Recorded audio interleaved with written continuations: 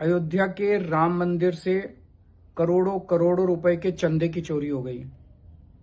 बताया जा रहा है कि लगभग 200 करोड़ रुपए का तो कैश ही चोरी हो गया और कई हीरे जवाहरात के बक्से चोरी हो गए और एक भी एफआईआर नहीं हुई है।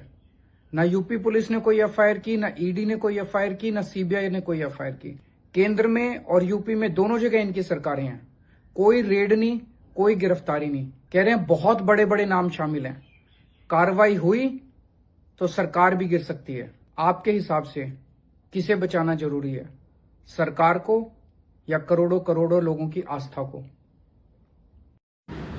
નમસ્કાર મિત્રો, જો અયોધ્યામાં રામ મંદિરમાં ચોરી શું થઈ, આ આમ આદમી પાર્ટીવાળા તો હાથ પગ ધોઈને પાછળ થઈ ગયા છે. બોલો, પહેલાં હાથ પગ ધોઈને રામ મંદિર ના બને એના માટે મહેનત કરતા, અને હવે આ ચોરી થઈ ગઈ છે તો અરવિંદ કેજરીવાલ,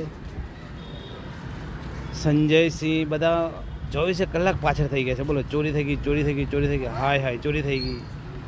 એટલે ચોરી થઈ છે એના ઉપર કાર્યવાહી ચાલુ જ છે ભાઈ. આજે અત્યારે હાલ તમે 10-15 જણા ઉપર એફઆઈઆર નોંધાઈ ગઈ છે, બીજા જણા પકડી પાડ્યા છે. હવે ધ્યાન પર આવ્યું છે તો કાર્યવાહી ચાલે છે એમ. પણ આ લોકોને એવું છે કે રામના મંદિરમાં ચોરી થઈ એમ કરી કરીને નરેન્દ્ર મોદીનું અને હિન્દુ ધર્મનું નામ નીચું દેખાડવાનું એમ. અને પછી આના લીધે આ લોકો રાજકીય લાભ લેવાની કોશિશ કરતા કે ભાઈ રામ મંદિર ચોરી થઈ, બહુ ખોટું થઈ ગયું, બહુ ખોટું થઈ ગયું. એટલે બધા બીજેપી અને મોદીના યોગીના વિરુદ્ધમાં જે ને આમ આદમી પાર્ટીને બધા મત આપશે. આ લોકોનો પ્લાન એવો છે. પણ દુનિયા બધું જાણે છે કે ભાઈ તમે કેટલા શાણા છો.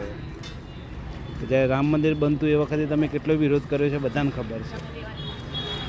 તો કોમેન્ટ કરજો કે તમે શું આ હાય તોબા કરવાથી અમને ફાયદો થશે કે નહીં થાય, ખરું ને?